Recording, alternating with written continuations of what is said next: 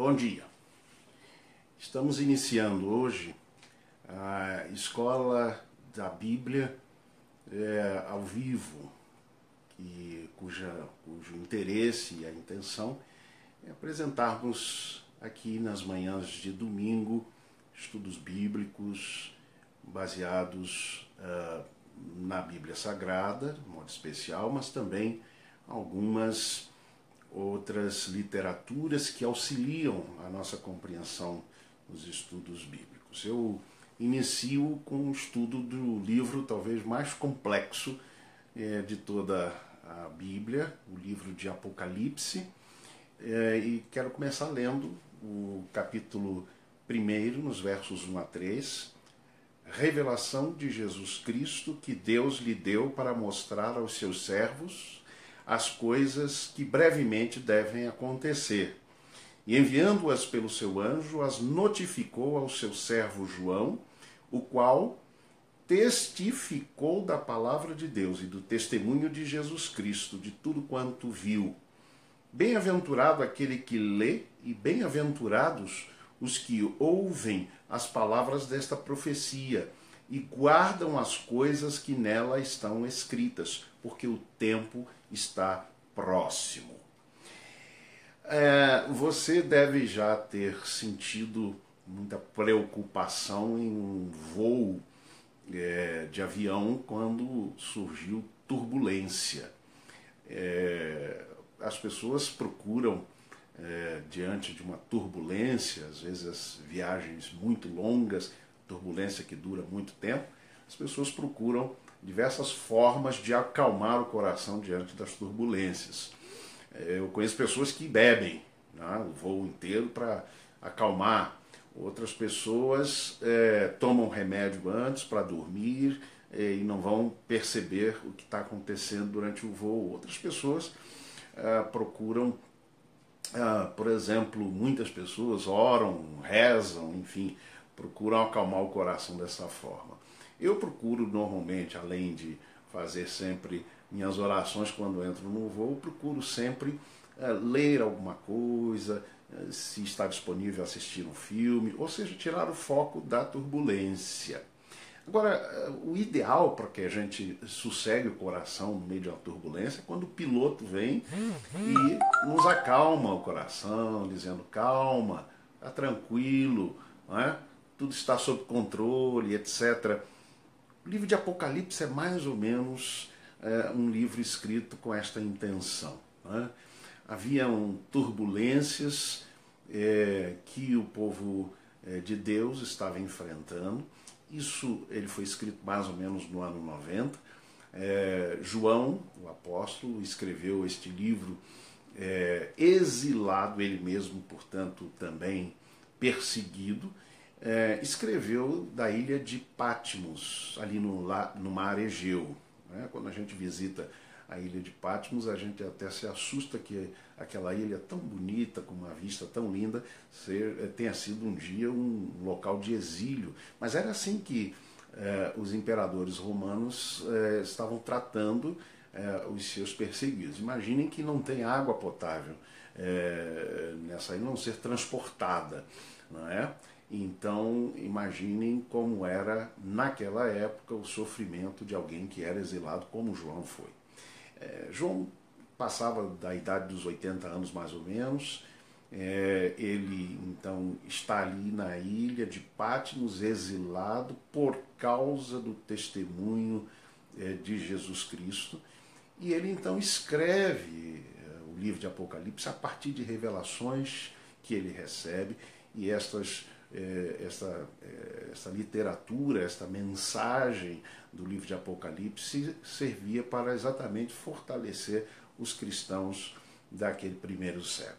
Observem um detalhe importante, é que as perseguições que estavam sendo enfrentadas naquele momento pelos cristãos tinham a ver exatamente com o poderio do Império Romano. O Império Romano que mais ou menos no ano 60 antes de Cristo, né, começou a dominar toda aquela região da Judéia e foi até mais ou menos aí este ano de 90, o primeiro século, final do primeiro século, depois de Cristo. Por isso é importante compreender que os imperadores romanos, que normalmente se tinham como divinos, como deuses, estes imperadores, eles perseguiam principalmente a religião cristã. Daqui a pouco a gente vai falar de duas figuras muito marcantes nesse contexto, que são o imperador Nero e o imperador Domiciano. Mas daqui a pouco a gente fala um pouquinho mais sobre isso. É importante, portanto, lembrar que o Apocalipse tinha um objetivo, tinha uma mensagem para os cristãos que estavam padecendo perseguições, que estavam sendo perseguidos, que sofriam perseguições tremendas pelo Império Romano e pelos cidadãos, né, romanos, e pelos cidadãos judeus também.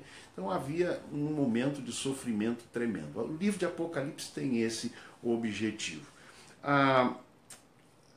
Nós, lendo o livro de Apocalipse, a gente percebe que há muitas imagens enigmáticas e muitos mistérios que a gente tem às vezes dificuldade até de ler.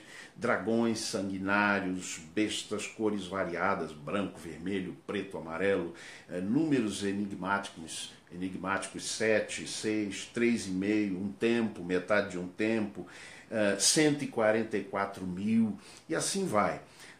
Diversas imagens enigmáticas e simbólicas. Por que aparece esse tipo de literatura naquele contexto? Ou que tipo de literatura era esta? É aquilo que a gente chama de literatura apocalíptica.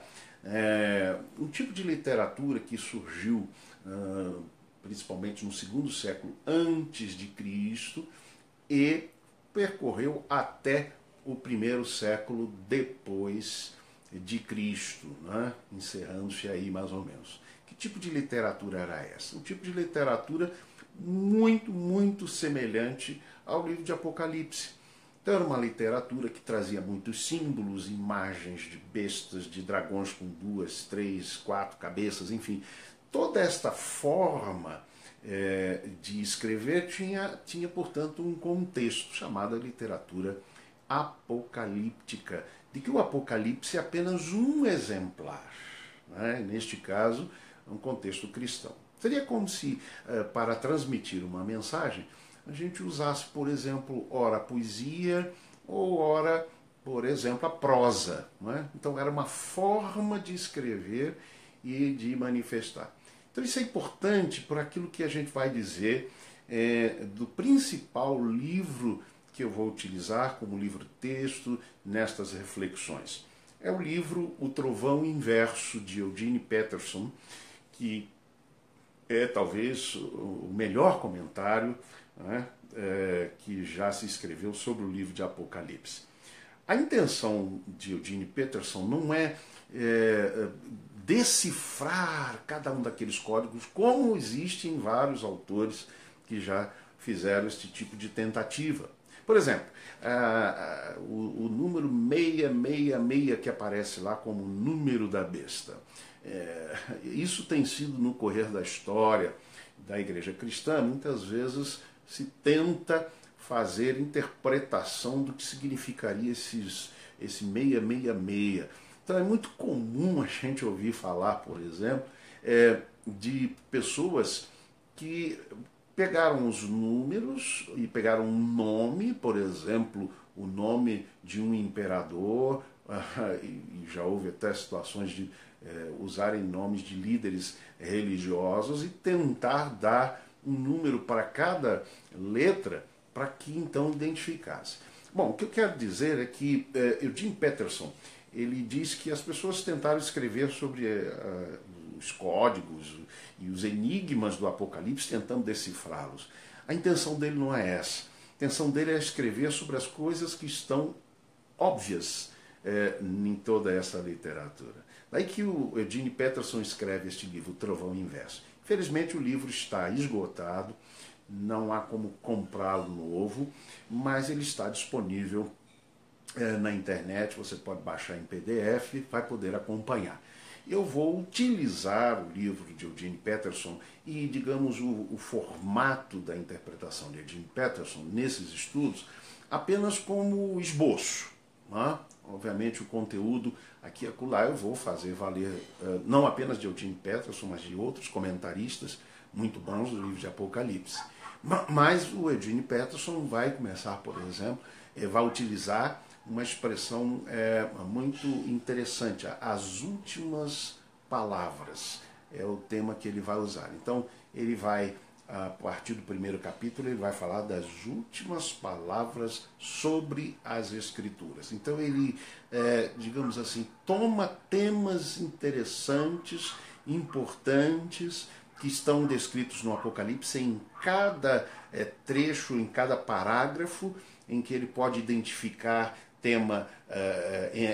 a ênfase sobre um tema, o tema da Escritura, o tema sobre o céu, o tema sobre perseguições, enfim. Ele vai pegando cada um desses temas, e são 11 temas que ele consegue ali tomar do livro de Apocalipse, e a gente vai seguir mais ou menos essa ordem do Eugene Peterson, como eu disse, não meramente repetindo as coisas que ele diz, isso seria um plágio, ou seria muito mais simples eu dizer para vocês, peguem, leiam o livro de Eugene Peterson, mas a intenção é exatamente usar o esboço e a compreensão que ele tem sobre este livro de Apocalipse. Então é bom lembrar estes aspectos. O Apocalipse fazia parte de um tipo de literatura muito comum no segundo século antes de Cristo até o primeiro século, final do primeiro século depois de Cristo. Era uma literatura muito semelhante ao Apocalipse, a várias outras extra-bíblicas, inclusive, que descrevem da mesma forma acontecimentos. E o objetivo principal qual era? Era, ao enfrentar lutas, desafios, problemas, dificuldades e principalmente invasões externas, inimigos externos, é que essa literatura ela tentava passar uma mensagem não meramente de otimismo. No caso do Apocalipse de João, não era meramente otimismo, mas era a afirmação da vitória de Cristo e do seu povo, mesmo e apesar das circunstâncias e das dificuldades. Então, o livro de Apocalipse ele é extremamente relevante para nós. Ele teve uma mensagem específica para aquelas pessoas. Muitos dos símbolos nós não conseguimos compreender hoje, eles estão perdidos no tempo, mas a gente consegue perceber a mensagem central, né, e estes temas relevantes de últimas palavras sobre a Bíblia, sobre a fé, sobre o céu, e nós vamos exatamente nos debruçar nesse texto. Jim Peterson fala assim: algumas vezes o óbvio é a coisa mais difícil de se ver. Assim, enquanto outros escreveram algumas vezes extraordinariamente bem sobre as coisas difíceis de entender no livro de Apocalipse, lancei-me a tarefa de ver o óbvio e contar o que vi. A minha pergunta de abordagem desse texto não foi o que isso significa, o que tal símbolo significa, mas sim como isso funciona na comunidade de crentes onde eu sou pastor. Eugene Peterson foi pastor durante 29 anos de uma igreja lá nos Estados Unidos e atualmente ele é apenas professor de teologia. Ele diz: assumi a posição de que esse livro não requer primeiramente ser decifrado como se tivesse sido escrito em código, mas que evoca maravilhas e fornece metáforas cheias de significado e discernimentos à imaginação quando se ora. Portanto, o tema central do Apocalipse é a revelação de Jesus Cristo, dada a João e que chegou aos seus servos. O que a gente pode, então, aprender nesse primeiro momento, a título de introdução sobre o livro de Apocalipse? Primeiro, o caminho da revelação. Os versos 1 e 2 dizem: revelação de Jesus Cristo que Deus lhe deu, e enviando-as pelo seu anjo, as notificou a seu servo João, o qual testificou da palavra de Deus e do testemunho de Jesus Cristo, de tudo quanto viu. Então, a revelação da palavra de Deus e do testemunho de Jesus Cristo para tempos difíceis ela se dá através de 4 canais aqui que nós vemos. Da Trindade Santa, próprio Deus que concede e deu a João, ou deu a Jesus Cristo essa revelação. O próprio Jesus Cristo que faz conhecida e a envia esta mesma revelação. O anjo de Jesus que fez conhecida e enviou a João. Então são 4 canais ou caminhos dessa revelação que Deus dá em tempos difíceis. E é importante lembrar que um desses caminhos foi a revelação que o próprio João escreveu. Para revelar o que viu, João, então, usou esse estilo de literatura daquela época para encorajar os crentes, apesar das lutas, das dificuldades, apesar da aparente vitória do mal. Ele mostra através deste livro a vitória de Cristo sobre todas as circunstâncias e a vitória do povo de Deus, apesar dessas lutas e dificuldades. Para traduzir certas expressões fortes ou certas emoções, nós também utilizamos expressões simbólicas. E as palavras muitas vezes ultrapassam aquilo que é o seu mero significado. Por exemplo, a gente às vezes diz assim, foi como se o céu desabasse. Não é? Ou fulano de tal morreu de rir. Os números também trazem muito significado e simbologia. Né? Já li este livro 1 milhão de vezes. Ou há 100 anos eu estou te esperando. Portanto, a simbologia é algo muito importante no uso ou na transmissão de mensagens, e isso foi o que João fez, por isso estes símbolos, que eram muito comuns na época. A revelação, portanto, foi divina, mas utilizou um canal humano que utilizou um estilo conhecido, a literatura apocalíptica. Isso me ensina uma primeira verdade. Deus usa, Deus valoriza canais humanos para fazer chegar a sua palavra a todas as pessoas, a mim, a você. Deus usa o jeito de ser de cada canal humano. Segunda verdade que quero destacar aqui é que o contexto histórico desta revelação. Diz o texto assim, João testemunhou da palavra de Deus e do testemunho de Jesus Cristo e de tudo que viu. A palavra aqui para testemunho é marturel, do grego. E este verbo e o seu substantivo, por trás deles estão a palavra, a tradução, vem a tradução da palavra martírio, tormentos e morte infligidos a alguém em consequência do seu compromisso com Jesus, do seu compromisso com a fé. O martírio estava presente na vida de Jesus. O martírio estava presente na vida de João, o apóstolo, dos primeiros destinatários do Apocalipse. O martírio, a luta, a dificuldade, o sofrimento, as aflições para viver a fé e o compromisso com Deus estavam presentes ou estão por trás dessa literatura do Apocalipse. Isso nos ensina.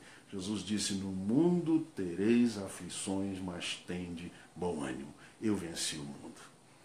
Mencionamos no início desta reflexão aquilo que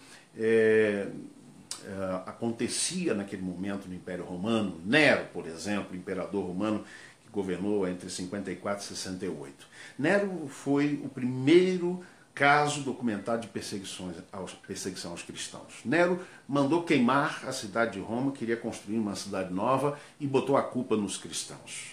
Nero mandava cobrir os cristãos de peles de animais selvagens para que os cães dilacerassem os crentes. Nero mandou queimar corpos de cristãos, para colocá-los como tochas para iluminar os caminhos da cidade de Roma. Esse foi Nero, mandou aos leões, etc. Então a igreja já vinha passando por essa luta. Mas eu creio que o contexto mais específico, aí pelo ano 90, é exatamente na situação do imperador romano Domiciano. Domiciano, Tertuliano, que é um historiador, diz que ele era a outra metade de Nero. conseguiu ser pior do que Nero. Né? Irineu de Lyon chegou a chamá-lo de o anticristo. Não um anticristo, mas o anticristo. Então, esta perseguição por esses imperadores, e de modo específico Domiciano, que gostava de ser chamado de divino, de Deus, queria ser adorado como um Deus, ele de fato infligiu esta perseguição tremenda contra os cristãos naqueles primeiros tempos. O livro de Apocalipse, portanto, ele relata a história dramática do poder de Deus atuante, o poder das trevas, aqui exemplificado especificamente no Império Romano. Aí estão as identificações da chamada besta, aí estão as identificações, com certeza, da grande Babilônia, né, da grande cidade. Enfim, estes conflitos surgiram naquele século, mas têm surgido em todos os tempos. Há muitos casos na história de sofrimentos, de perseguições e de lutas. Portanto, o contexto da revelação nos ensina que Deus não deixa de responder àqueles que, fiéis a Ele, passam por lutas, por sofrimentos e por dificuldades. Creia nisso, fique firme nisto. As lutas vêm, mas nada pode nos separar do amor de Deus que está em Cristo Jesus. Esta é a profunda verdade que nós temos. E, em último lugar, a mensagem da revelação. O texto diz: revelação de Jesus Cristo, que Deus lhe deu para mostrar aos seus servos as coisas que brevemente devem acontecer. E, enviando-as pelo seu anjo, as notificou a seu servo João, o qual testificou da palavra de Deus, o testemunho de Jesus Cristo, de tudo quanto viu. Agora notem a expressão: bem-aventurado aquele que lê, e bem-aventurados os que ouvem as palavras desta profecia e guardam as coisas que nela estão escritas, porque o tempo está próximo. Para tentar explicar rapidamente essa perspectiva, é preciso lembrar o Evangelho de Mateus, capítulo 24, quando Jesus sai do templo com os seus discípulos, do templo de Jerusalém, e os discípulos elogiam os edifícios. Olha, Senhor, olha esses edifícios. E então Jesus disse: vocês estão vendo esse templo, ele não vai ficar aqui pedra sobre pedra. E depois os discípulos se calam, mas um pouco adiante eles perguntam: Senhor, o que o Senhor tem a revelar sobre o final dos tempos e quando estas coisas que o Senhor disse vão acontecer? O capítulo 24 de Mateus, entrando pelo capítulo 25, narra dois momentos dessa revelação de Jesus. O primeiro deles é um momento imediato, quando ele diz: não passará esta geração sem que estas coisas aconteçam. Fala de guerras, fala de perseguições, de lutas. Ele está se referindo especificamente a um acontecimento que vai se cumprir no ano 70 depois de Cristo. Mas quando a gente lê esses capítulos, a gente percebe que tem expressões que se referem a acontecimentos mais futuros. Por exemplo, quando Jesus diz: então vereis o sinal do Filho do Homem vindo sobre as nuvens. Ele está falando daquilo que os discípulos perguntaram também, do fim do mundo. Então, no mesmo capítulo estão esses dois acontecimentos: o acontecimento imediato, ou mediato, e o acontecimento futuro, que ainda não ocorreu, que é o final dos tempos. Pois bem, o Apocalipse tinha uma mensagem para os primeiros cristãos. Não pode, se referindo de novo à figura da turbulência do avião, não adianta uma mensagem para aquele momento, para a pessoa que está vivendo a turbulência, dizer: lá no futuro, daqui a um ano, não vai ter mais esse tipo de problema. Não adianta. Então a mensagem do Apocalipse era para revigorar a fé daqueles que estavam ali experimentando, mas também para trazer a todos nós, de todos os tempos, esta mensagem importante da vitória de Cristo, do poder de Cristo, e do amor de Deus que jamais nos deixa em qualquer momento. A palavra de Deus promete felicidade para aquele que lê, ouve e guarda a mensagem da revelação. Bem-aventurados, a expressão é makarios, felizes, ou feliz aquele que lê e felizes são os que ouvem as palavras desta profecia. O Apocalipse, portanto, não é uma mensagem meramente futurista para passageiros de um avião em turbulência, mas é uma mensagem presente. Ele relata essa história dramática deste conflito, mas dá a certeza da vitória de Cristo sobre todos aqueles momentos. A mensagem do livro, portanto, não visa dar informação detalhada sobre aquilo que certo autor, certo teólogo chamou de mobília do céu e temperatura do inferno. Não é isso que o livro de Apocalipse, que queremos procurar no livro de Apocalipse, mas a sua mensagem de esperança, a sua mensagem de confiança no poder de Deus em meio às lutas e dificuldades, em meio aos problemas. Que Deus nos abençoe. Que Ele use este livro, que às vezes é tão difícil da gente ler e compreender, para nos ensinar as suas verdades sobre tantos temas importantes que vamos, ou sobre os quais vamos nos debruçar aqui. Que Deus o abençoe. Hoje à noite, 19 horas, na entrequadra 309 e 310, teremos o nosso culto da Igreja Batista da Graça. Participe conosco, teremos alegria em recebê-lo, às 19 horas em ponto. Que Deus nos abençoe.